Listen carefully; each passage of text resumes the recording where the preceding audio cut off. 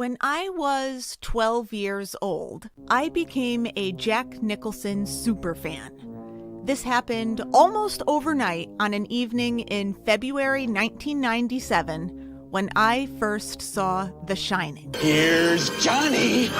In those 20-plus years, I never stopped being a Jack superfan. I want the truth! You can't handle the truth! Get ready for You Don't Know Jack, hosted by me. Subscribe today on your favorite podcast platform. Clovercrest Media Group presents a CMG podcast, Keys to the City. Keys to the city, baby. When you see us, so you know. Crossed up by Kobe, little floated Shaq, and then Shaq goes like this, and the rest is history. Pay attention! Don't tell me what to do, devil woman. But speaking of those Lakers, but I hold on. But I didn't make my. I said Denver's gonna win. Yeah, you did. You said that. There's no other show like that. Clovercrest is doing great things right now. Streaming everywhere.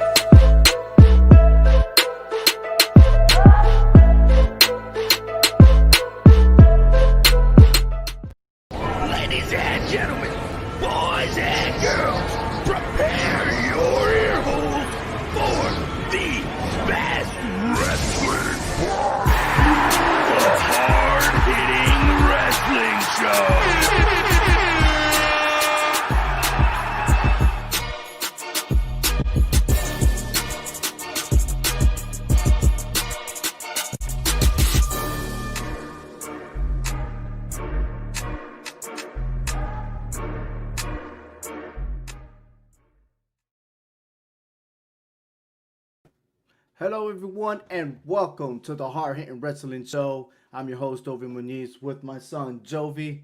And today we have a special guest. Yes, finally we have Lio Rush in the house, and he'll be joining us momentarily. But I want to bring on to our rest of the crew, Hector, Frank, and Jace. Guys, hey, Leo's here, man. Yes, and the one thing that I learned, right, is the day that he was born. All right. I mean, who would have known that a veteran's baby, as a matter of fact, I got even the date wrong. I thought it was November 14th, but it was actually born November 11th, 1994. Now, what possibly happened in 1994? You could think of everything, Hector? Hey, so we had some good music back then. Absolutely. I think the number one hit during that time was Boyz II Men, right? The song that was titled I'll Make Love to You. Also, Nas was hitting up the charts. And I think Craig Mack, he was another one. Yeah, it's the old stuff. I don't know, Jace. I don't know if you was alive during that time. I was negative 3 years old. But, hey, the movie Santa Claus from Tim Allen came out that year. And then our former president, President Bush, he was elected governor of Texas during that month. And then in sports, the baseball season was on strike. The San Francisco 49ers dynasty won that decade. They won 3 Super Bowls. And then what else? The Houston Rockets and the NBA went back to back. So man, they also had a little dynasty going on. But that one particular person that outshined everything, and that was that guy, November 11, 1994. His name is Lio Rush. And Big Jace, you ready for that announcement? Yes, sir. Joining the HHW show tonight, the former WWE NXT Cruiserweight Champion, the man of the hour, Lio Rush! All right, what's up? What up? What up? Hello. What's going on? Oh, Hey, man, I man. highly enjoyed that introduction. Thank you very much. Yes, Hey, sir. welcome, Leo. Welcome. And we're glad Definitely. that you're on our show. Again, we got Hector, Frank, and Jace. And once again, Leo, you're actually in Los Angeles, right? Yes, sir. So again, hey, how's everything, man? How's life going treating you right now? Everything is good. I can't complain too much. I can say that I'm just thankful that, my family's safe. I'm safe. We're healthy. And we're just trying to make it through this pandemic. And at the same time, still being able to entertain people all across the world. So I'm feeling good. Yeah, man. I mean, it's only getting worse from here on out. Every time we hear the news, there's always more rules, more strict regulations and stuff to try to like combat this whole thing. But hey, uh, professional wrestling. Now, what really got you involved in wrestling? Like, take us back to the time like before wrestling. Who was Leo Rush before wrestling? Oh, so the Leo Rush before wrestling, I was super active as a kid. My dad had me involved in so many different like camps and so many different sports, just trying to see what I liked and what I gravitated towards the most. I was heavily involved in baseball, so I was going all over the state.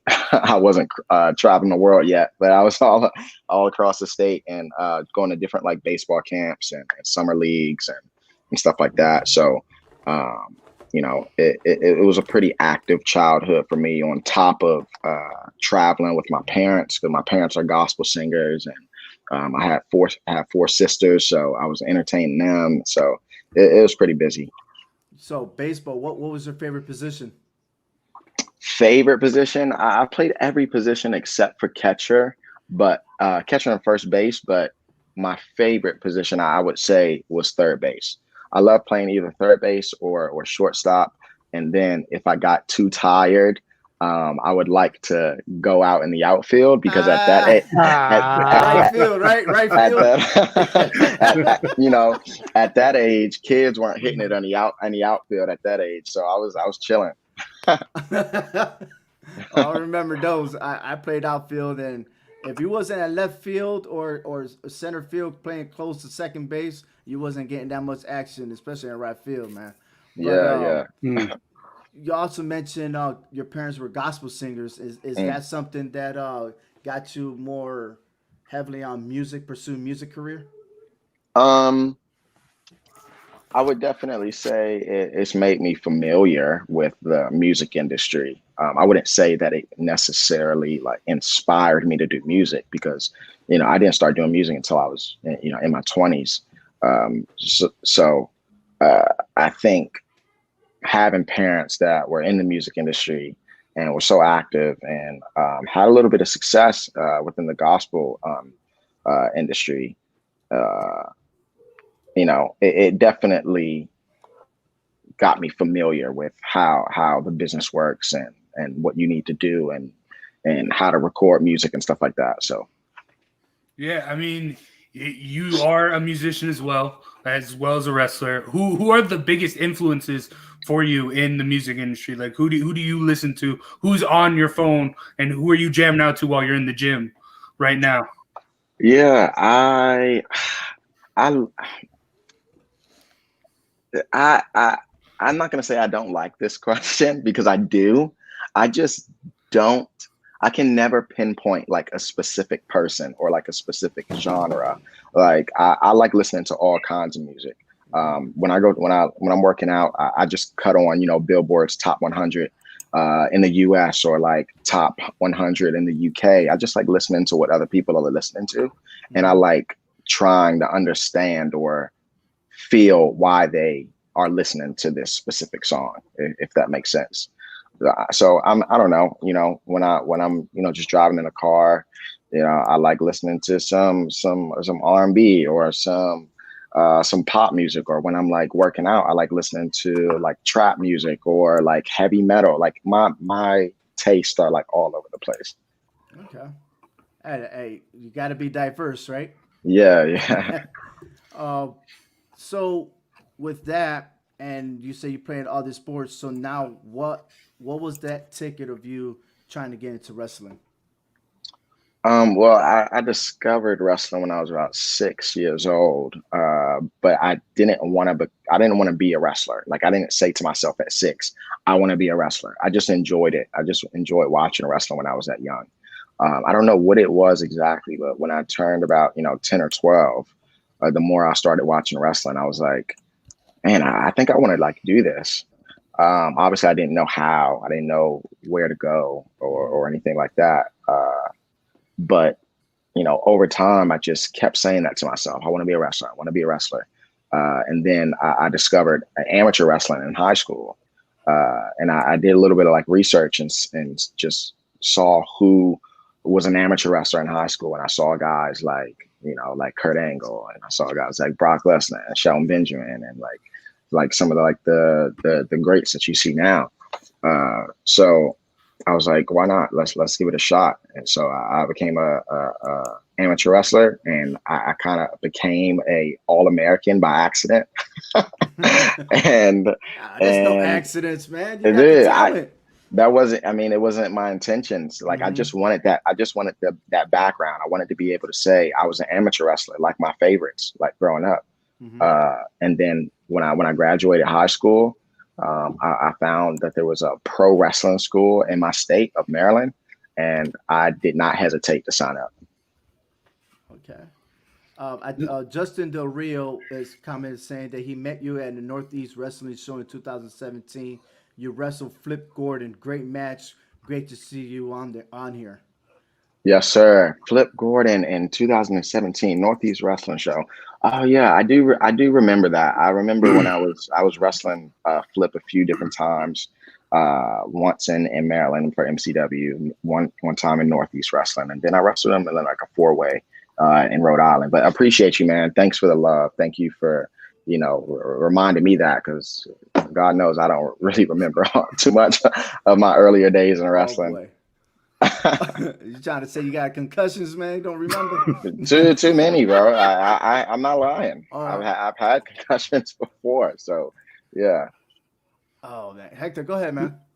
Leo, you've been successful in all the wrestling organizations that you've been with. What would you say was like your most notable moment in wrestling? What was your greatest achievement in any of the wrestling organizations that you've been with? What would you say was your highest peak at that point? Winning whatever you have won. I think my highest moment in my career was winning the Cruiserweight Championship in WWE. I kind of flip-flop back and forth to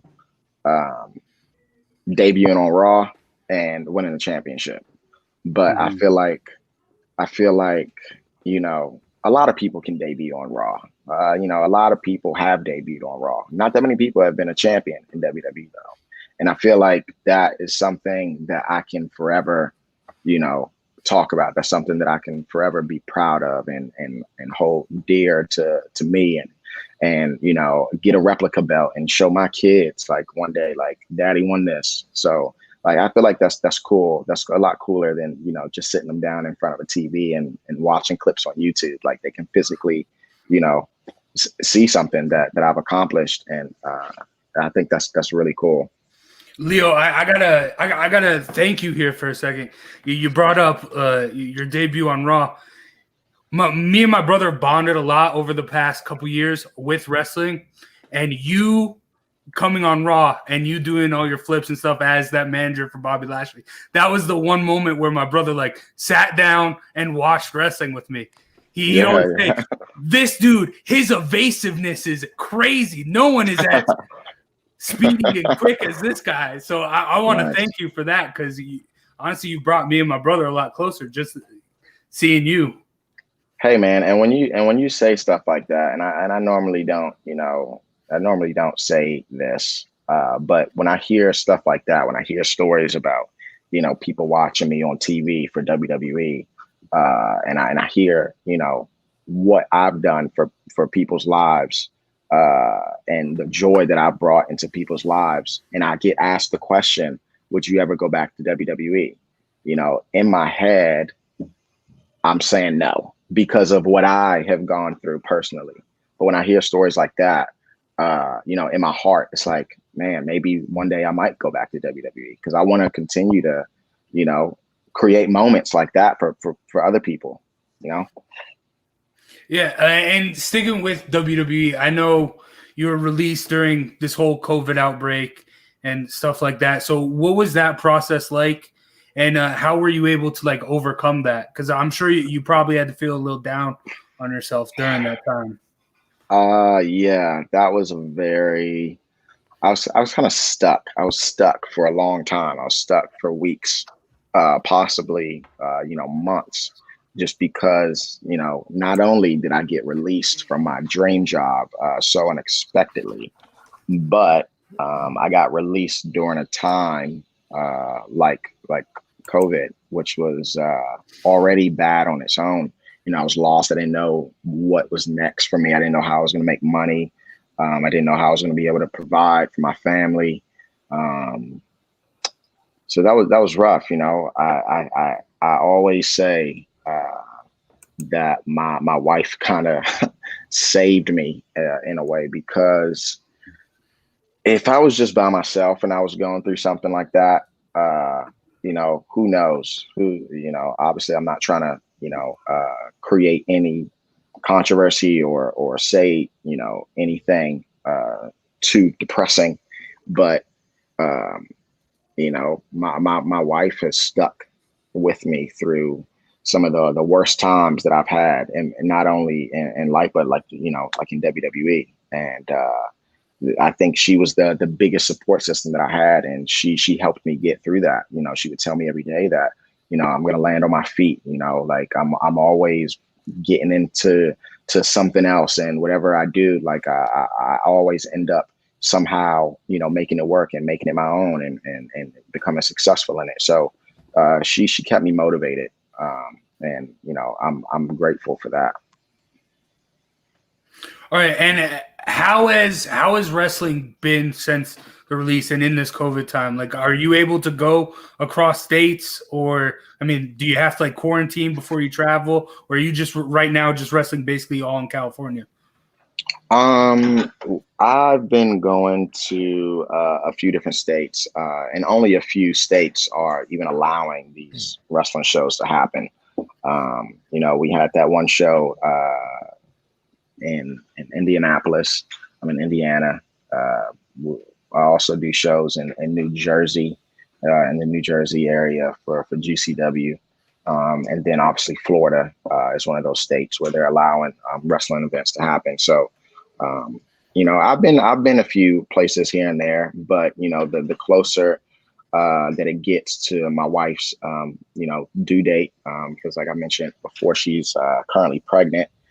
So the closer that it gets to the due date, and as well as COVID is starting to pick back up, I'm taking less dates, and I'm picking and choosing what I want to do and where I want to go and stuff like that, because I'm just trying to stay safe at the end of the day. All right. Well, here's one question I got from Tyler Bard. We already know the answer with the WWE. So what about Impact or AEW? Do you see yourself part of those organizations, or is this something that maybe you'll take a time out, maybe explore different areas? Right now, I'm not in a rush. I'm not in a rush to get sign, no pun intended. I hate saying the word rush. But You're the I mean, speedster, man. I'm not though. Like, I'm involved in so many, different things right now. And I'm so grateful that I am, because, it was a completely different story about, 6 months ago. And maybe at that time I was like, oh man, I want to get signed here. Like maybe I want to try to get signed here. But, I'm enjoying what I'm doing right now. I'm enjoying, the indies. It feels more, at home to me to be on the indies and having control of, what I do and what I say, like in promos and how I present myself. One day at a show I can be a baby face, and then next week at a different show I could be like the craziest heel you've ever seen. So I like being able to control what I'm doing. It's like that video that you had that we showed earlier. You had those little kids beating you up, man. What's up with that, they didn't like me. They didn't like you wrestling. What's her name? Lacey Lang. That's right. Yeah. But then there's another one that you had this green or you painted face. You had like a little. Yeah. What is that called? Oh my God! Now I lost my English. Flag. Yeah, what was going on there? What were you trying to pursue? What were you trying to be? No, so that was I was kind of going for like more of like a warrior thing. So what that was, that clip that you saw, that was me at my home promotion of Maryland Championship Wrestling. Every year they do an annual tournament called the Shamrock Memorial Cup, and I was like kind of a defending Shamrock Cup champion because I won the tournament the previous year. So I was kind of defending that cup. So I wanted to do something, big, like a big match field, being like a Shamrock warrior and having the face paint and stuff like that. So yeah, that's a part of like being on the indies that I like. I like doing special things and doing what I want that fits, the show. Yeah, and you mentioned how you can flip-flop on the indies between face and heel. What do you like more? Being a face, do you like the people cheering for you more, or do you like getting the boos and trying to get some heat? See, I like both. Me trying to be a heel now, complete heel, I feel like it doesn't work now because people tend to laugh at me no matter what I do. Like as far as like in the ring, like if I'm trying to be like a heel in the ring and I'm like saying things, like people think it's like comedic and like entertaining, and I try not to be. But that's just how people see me, I guess. But I like being a heel. I like cutting promos as a heel. That's always more fun and exciting. People like the villain. Nobody likes. Yeah. You were the manager. You were the heel. Yeah. How did you appreciate the fans' reaction with you and Bobby Lashley? Were they still laughing, or were they still like, okay? No, at first they were super annoyed. I could feel it. I heard the boos and the crowd and the audience, but I felt like people hated me. Like I could feel their energy. Like they were annoyed that I was just repeating the same thing over and over again. So it was cool. Like, but over time they started to be less annoyed and just started to be entertained. And then people started to catch on to it. Like, okay, he's doing an act. He's not just annoying. Like we're supposed to be annoyed. And they started to realize, and they started to appreciate the effort and the art of it all. So over time, they started to just enjoy it. They weren't booing anymore because they were annoyed. They were booing because they knew that they were supposed to boo. Gotcha. Yeah, all right, that makes sense. I mean, on Raw, you were part of probably one of the best like double turns. You get in Bobby Lashley to like mess up Kevin Owens' knee and like switching from Bobby Lashley to a heel from face and Kevin Owens to a face. That was one of the craziest moments. But I mean, you've bumped elbows with some of the greatest people in the business right now. I mean, in the WWE alone, like Kevin Owens, Ricochet, Finn Balor, but then also outside the WWE, like Joey Janela. You had a long feud with him, Adam Cole, and you were tag team partners with Patrick Clark before it was Velveteen Dream. When you get in the ring with, who is the one person you know you're going to have a great match when you step in the ring with them? I mean, just off of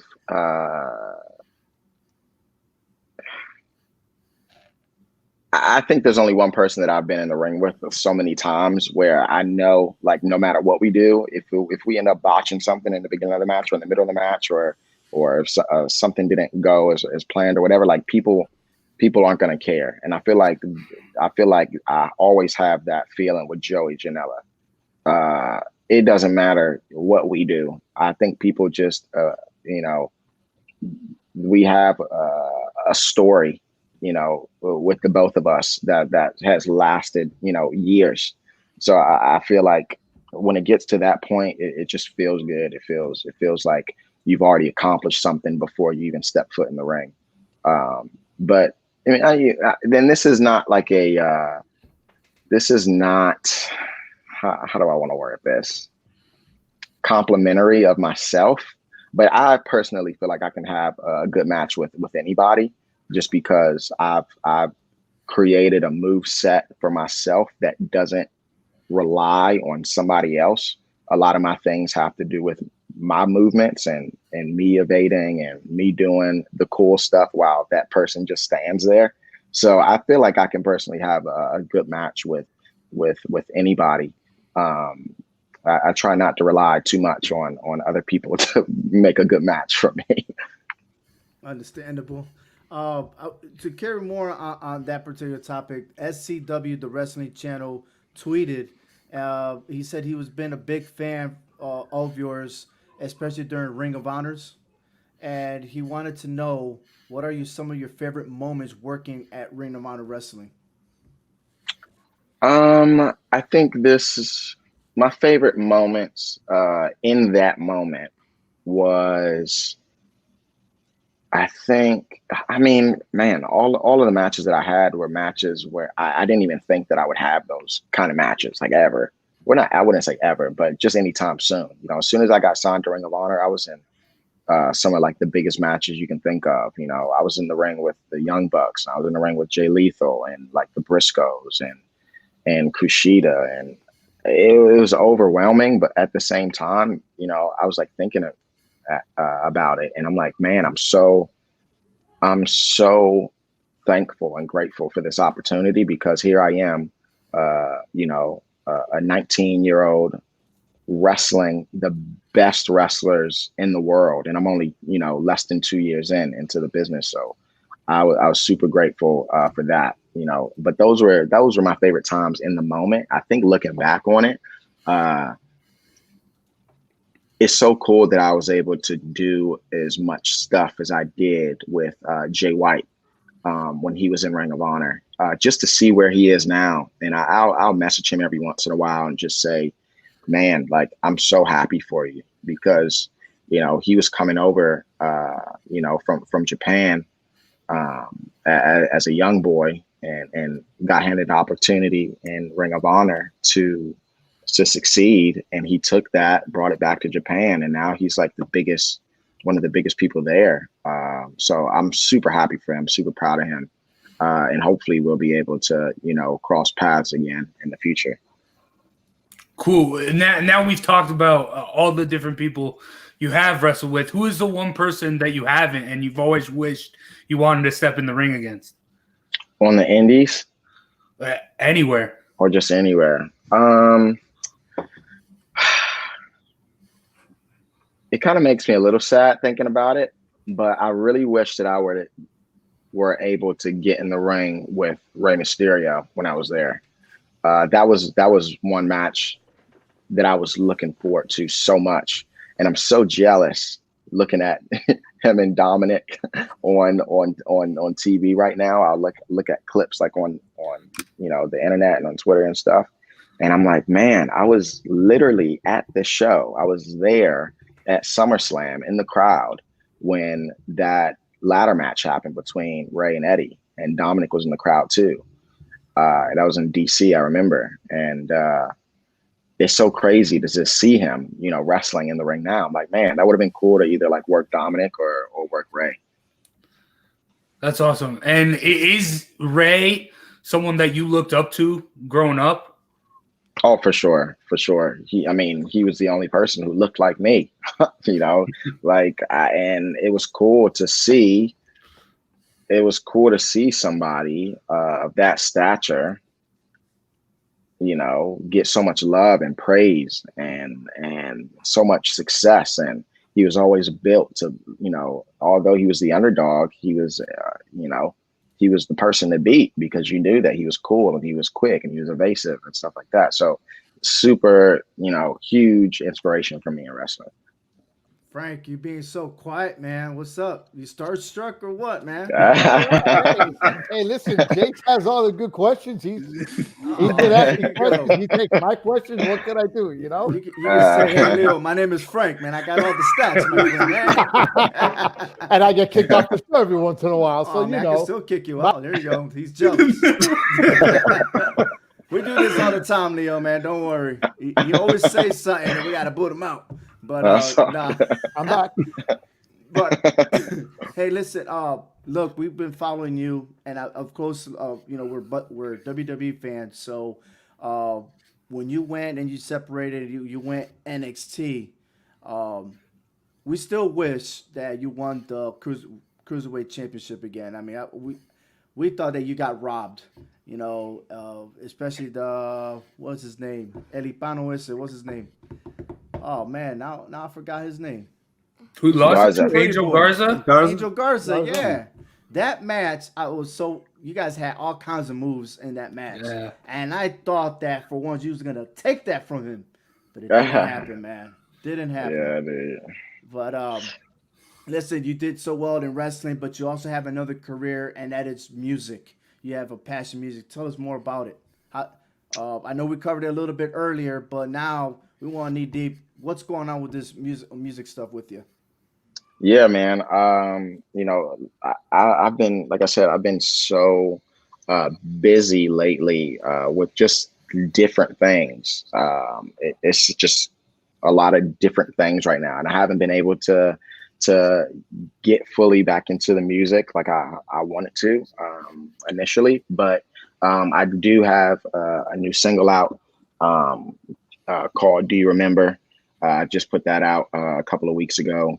Before that, I released an album called The Final Match that has nothing but features on it.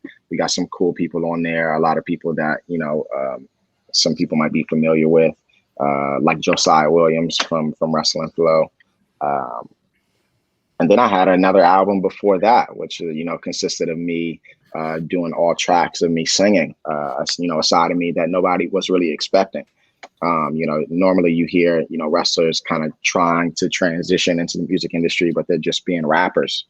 So I thought it was cool that I kind of swung for left field and surprised people with some tracks with me singing on there. So yeah, you know, I'm definitely trying to get back into the music as much as I can, because it is, you know, a serious avenue for me. It's not just like a side hustle. It's not, you know, something that I'm just doing. You know, it's my life. It's a part of my family's, you know, history and legacy. So I want to, you know, try to continue with that, as well as, you know, creating my own legacy and history in that field. Leo, who is your biggest inspiration when it comes to this your music? Because your music, I've listened to it, and a lot of songs, you know, I've been listening to the words, the lyrics, and it just really, really, you know, touch home a little bit, because I have a daughter that kind of deals with mental, you know, illness a little bit. And, you know, as a parent, you know, I try to learn that, you know, and you really get to really get personal with some of the music, you know. And so, like, yeah, who really inspired you to, you know, to go deep into the music like this? I think obviously there's a lot of truth to people's music and the lyrics, you know, dating back to however many years. But I feel like this newer generation of artists that are popular right now, and they're young, like a lot of them are super young, and they're all very open about their personal life and their struggles and what they go through. And I feel like that is incredibly admirable. And I want to do that. I want to be one of those people that I looked up to and that aren't afraid to let people in. I feel like that was one of my biggest problems in WWE. Me fighting those internal battles and me not allowing people to come into my life. And I felt like it was just a job. I'm going there. I'm doing what I have to do, make my money, and I leave. I wasn't thinking about friends.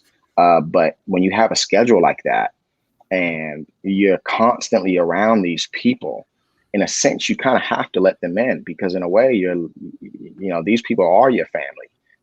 You're seeing them more than you see your own family back at home. So I think that was my biggest issue, was I wasn't letting people in. I wasn't allowing people to get to know me for me. And yeah, that was my biggest mistake, I feel. Well, I thank you so much, because man, your music really opened my eyes and my ears to to what I'm hearing, and it gives me a better understanding, for me and my generation, for sure, for the younger generation. So yeah, I really do appreciate that. I'm looking forward to hearing some more of your new music that's coming out. Definitely, I appreciate that. With this lockdown, have you focused more on your music than you would have normally? I haven't, and I thought that I would, because I thought that I was going to be home. I thought I was going to be home, all the time, with no job and nothing to do. And so I thought, in my head, I'm going to use this time to sit down, write, get in the studio and try to, really dig into the music. But recently I just got hit with, so many different, opportunities, outside of wrestling. So that's kind of, occupying my time a little bit. But I'm still, every once in a while, I'll take a break, sit in a corner somewhere, get on my notes on my phone and write some lyrics and try to put them, together. If I get a chance when I get back home. But it has been a little rough to focus on it as much as I would have liked to. Well, hey Leo. So, in a brighter sense, we had Tito Santana on the show a month ago, and the one funny part that he shared with us was in the middle of the ring, him and Shawn Michaels. He put a little prank on him, and I was wondering. I think the whole story was about he said he had a booger on his nose, and then when he went back to his corner, he really didn't have anything. But was there anything similar to like any bloopers or something funny that you experienced that you have done to somebody or vice versa? I don't. I feel like I haven't. See that smile? But I feel like it was one time where I tried to do something like that, and it kind of didn't work out as well as I wanted it to. But I remember, and he probably doesn't even realize this. He probably doesn't even know, because he thought that it just, wasn't as funny as I thought it was. But I remember at WrestleMania, Bobby was going back and forth with me, trying to figure out if he should put the contacts in his eyes or not for his entrance and for the match. And I don't know if you guys remember, Bobby had those like contacts in his eyes for WrestleMania that year when he faced Finn. But he was trying them on in the mirror, and I was like, "Yeah, you're good." And then we went to Gorilla. We were about to make our entrance, and I told him that he forgot to put the contacts. but I don't think he even got it. I think he was just so laser focused on like going out there and on his match that he didn't even register what I said. So how does it feel though to be in WrestleMania though? It was cool. It was fun. It was surreal.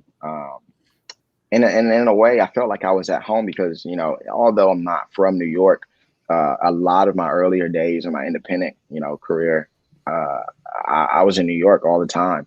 wrestling in different shows in New York, and I grew such a passionate, fan base there. So I felt like when I walked out, I was kind of like in my backyard. I felt just as good walking out in New York as I felt, if I were to walk out WrestleMania in Maryland or DC. So it was really cool to be able to have that on my list of accomplishments. Like you just don't see stuff like that, like at the time, I'm 23 years old. Like I'm a black kid. I'm a manager for like one of the biggest names. It was just cool. And, I sometimes when I'm in the moment like that, I don't see it that way. But when I go to like signings or I sit down with like fans or I'm talking to fans and they bring up moments like that, I'm like, man, I guess that was pretty cool. I could see why that was special, like for you watching that. So I'm so happy that I was able to walk out WrestleMania. So no pranks has ever been done to you. No, on, people yo, don't prank me, man. I'm telling you, I might be small, but I don't like getting, I don't like getting effed with. So like, all right, people don't tend to prank me unless it's my wife, and I hate it. So give us one scenario. What has your wife done to you? Oh, you'll see videos of her like slapping me in the back of my head, like when I'm doing something, or like eating my food if I like leave to go wash my hands or something weird, like, and just not even like clever pranks, just annoying. See, Frank's smirking because he probably do it over the same thing at his house. Yeah, I do. Do it to her, the kids. So, hey, Leo, listen, it's been an honor. It's been a privilege to have you. And there's a lot of points here. And I want to say one thing is that I'm grateful that you had the resilience, that growing mindset. This is something not only that I do this podcast, but as a school teacher, showing my little ones. I have some third grade students probably watching the show as well. But this is something that we've been talking about: resilience, the growth mindset, never quit. When you put your mind something into it, you stick through it. And I gotta show this little one too. But look, for all the success you have done, congratulations.